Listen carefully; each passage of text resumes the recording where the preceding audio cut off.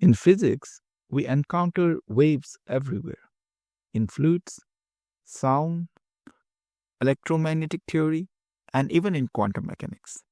And whenever we write a wave equation, two terms quietly appear. One is the phase velocity, and the other one is the group velocity. They sound similar, but they describe two completely different motions happening inside the same wave.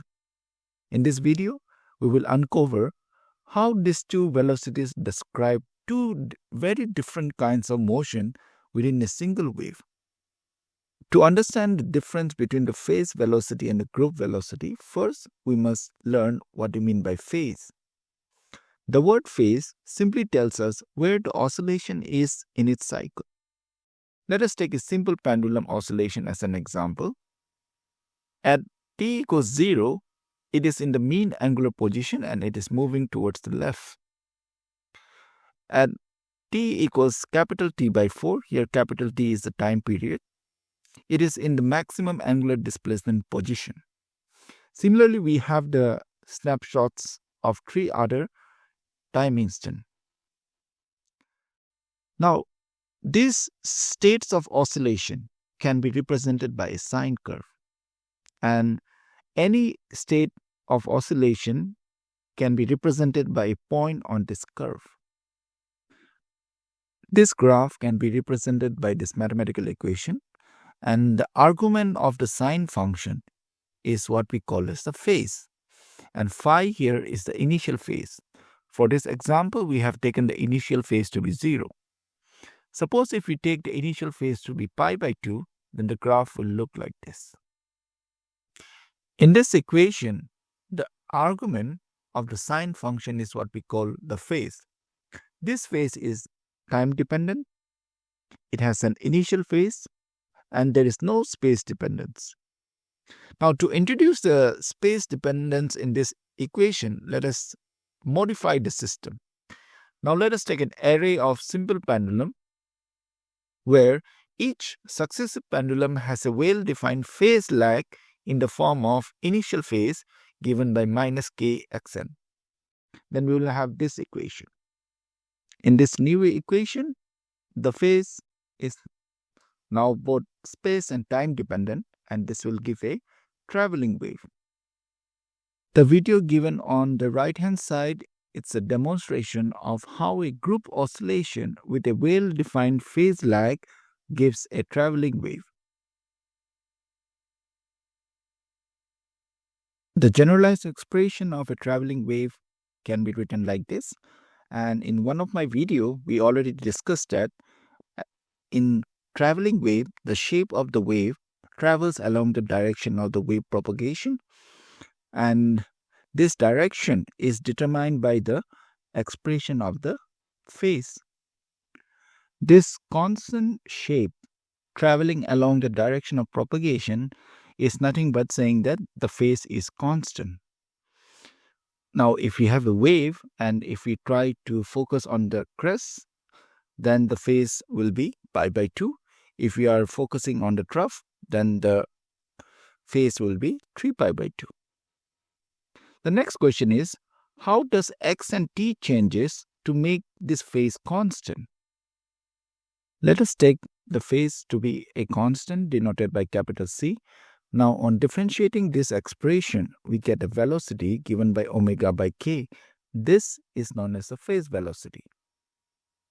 In the wave given below, suppose we are interested in monitoring the phase, let's say the crest represented by the red circle with the arrow representing the direction, then how this crest is moving will be determined by the phase velocity.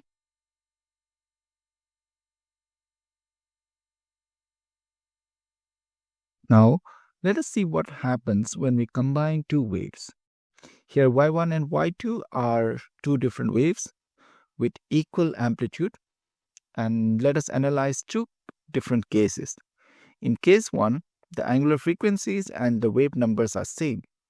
The resultant wave is given by y1 plus y2, and we can see that it's similar with y1 and y2. The only difference is the amplitude is now twice. And from this expression, we are getting a phase velocity of omega by k, which is same with the y1 and y2. Here is a simulation showing y1, y2 and y, and we can see that the phase velocities are the same. In case 2, the angular frequencies and the wave numbers are different. That is, they have different phase velocity. Now, the resultant wave is given by this expression, and it consists of two parts. One is the amplitude modulation and the other one is the traveling wave. So the resultant wave consists of an amplitude modulation with a traveling wave. Now let us analyze how in these two expressions the x and t changes to keep the phase constant. Now first let us take the amplitude modulation expression. So this is the phase. Now if I differentiate, then I get dx by dt is equal to change in omega divided by change in k, which can be approximated as differentiation of omega with respect to k. And this velocity is what we call as the group velocity. Now in the next expression, if we take this expression and if we differentiate, then we get the phase velocity is equal to omega by k, which is equal to omega 1 plus omega 2 divided by k1 plus k2. Now this expression is the phase velocity. For case 2, we have already taken the phase velocities to be different, and the phase velocity of the resultant wave will be given by this expression.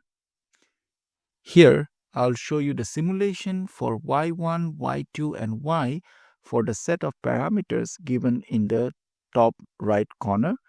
And here the movement of the red circles are representing their respective phase velocities, and the movement of the diamond green marker, it is representing the group velocity in y.